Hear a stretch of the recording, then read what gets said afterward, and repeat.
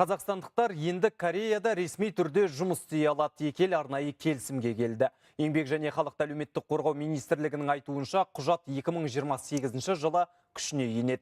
Талаптар мынадай: біріншіден, корей тілінен тест тапсырасыз. Сондай-ақ кәсіби емтиханнан өту шарт. Ол Алматыда ашылатын EPS орталығында ұйымдастырылады. Бұдан бөлек медициналық тексеріс нәтижесін алып бару керек. Ескеретін жайт, қазір желіде Кореяда заңды түрде жұмысқа орналасуға көмек беремін деген хабарламалар қаптап кеткен. Әккілер осылайша тұрғындарды алдап жатыр.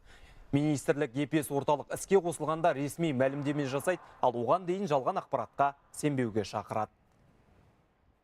2 айдың ішінде біз оңтүстік Кореяның өкілдерімен осы үкімет аралық меморандумға дайындау, соны қол қоюға жұмыстарын жүргіземіз. Жалпы азаматтарымызға айтайын дегенім, осы еңбек министрлігінің ресми түрде ақпаратты соған сүйеніп отырып, осы EPS орталық қашан ашылады, қай жерде ашылады, сол ақпаратпен жұмыс жасау керек.